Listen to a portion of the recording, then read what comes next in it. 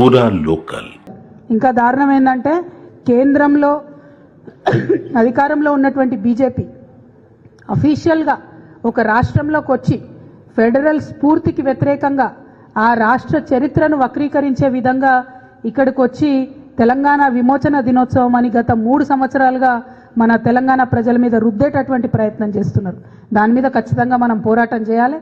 ఆనాడు 2023లో కరెక్ట్ ఎలక్షన్ల ముందు సెప్టెంబర్లో వచ్చి ఈ సడన్ ప్రకటన చేసి వాళ్ళు తెలంగాణ విమోచన అనేటటువంటి ప్రయత్నం చేశారు. నేను ఇవాళ భారతీయ జనతా పార్టీని సూటిగా ప్రశ్నిస్తున్నా, మీరు ఇంకా ఎక్కడ రాష్ట్రాలలో ఇట్లాంటి కార్యక్రమాలు చేస్తున్నారు? ఎందుకు తెలంగాణలో రెచ్చగొట్టడానికి ఇట్లాంటి కార్యక్రమాలు చేస్తున్నారు? వేరే ఏదైనా రాష్ట్రాలలో పోయి ఆ రాష్ట్ర చరిత్రను వక్రీకరించడానికి ఇటువంటి కార్యక్రమాలు చేస్తున్నారా అని చెప్పి నేను సూటిగా ప్రశ్నిస్తున్నా. మరి 2 సంవత్సరాల నుంచి ఈ కార్యక్రమాలు జరుగుతుంటే కనీసం రాష్ట్ర ప్రభుత్వం ఒక లేఖ కూడా ఎందుకు రాయలేదని ఈ సందర్భంగా నేను ప్రశ్నిస్తున్నా. 2023లో ఎప్పుడైతే బీజేపీ తెలంగాణ విమోచన దినోత్సవం అని చెప్పి కేంద్ర ప్రభుత్వం నుంచి చేస్తామని చెప్పి ఆనాడు కేసీఆర్ గారిని మన రాష్ట్ర ముఖ్యమంత్రిగా, మహారాష్ట్ర ముఖ్యమంత్రి గారిని, కర్ణాటక ముఖ్యమంత్రి గారిని అందరినీ కూడా ఆ కార్యక్రమానికి ఇన్వైట్ చేస్తే కేసీఆర్ గారు ప్రొటెస్ట్ చేసిండ్రు.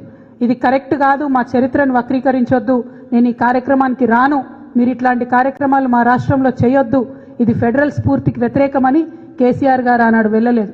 దానికి కౌంటర్గా ఆనాడు మన రాష్ట్ర ప్రభుత్వం, తెలంగాణ రాష్ట్ర ప్రభుత్వం భారతీయ సమైక్యతా దినోత్సవం, నేషనల్ ఇంటిగ్రేషన్ డే లాగా సెప్టెంబర్ 17ను సెలబ్రేట్ చేయాలి.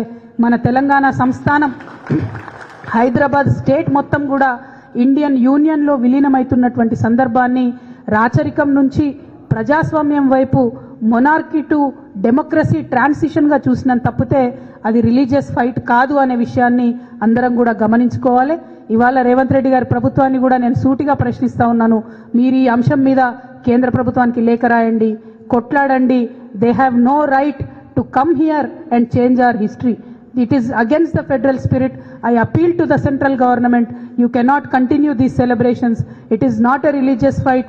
It was poor people's fight against the atrocities of the zamindari system in Telangana existing at that point of time. You should understand the history. Kindly do not distort the history of Telangana.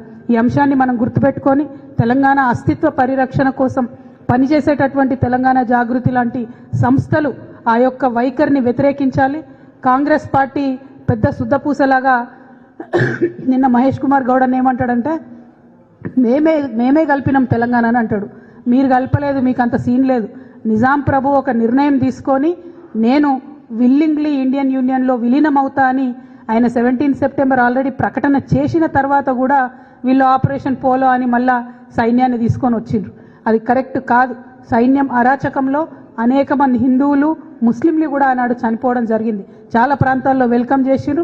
అందుకే ఇవాళ కూడా మన తెలంగాణ అనేక పల్లెల్లో దండుబాట అని ఉంటాయి.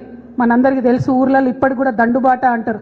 అంటే ఆనాడు ఇండియన్ సైన్యం తరలి వచ్చినటువంటి బాటను దండుబాటగా తెలంగాణ పల్లెల్లో ఇప్పటికి కూడా పిలుచుకుంటారు. ఈ సందర్భంగా కాంగ్రెస్ పార్టీ చేసిందేమీ లేదు, వాళ్ళు సెలబ్రేట్ చేసేదేం లేదు. కానీ నిజంగా కాంగ్రెస్ పార్టీకి బీజేపీ మీద, మోడీ గారి మీద మీకు ఇంటర్నల్ అండర్స్టాండింగ్ లేకపోతే వ్యతిరేకించండి. They cannot hold a programme like that in our state. అందుకే ఇవాళ నేను ఒక చిన్న ప్రయత్నం మేము చేసినాం.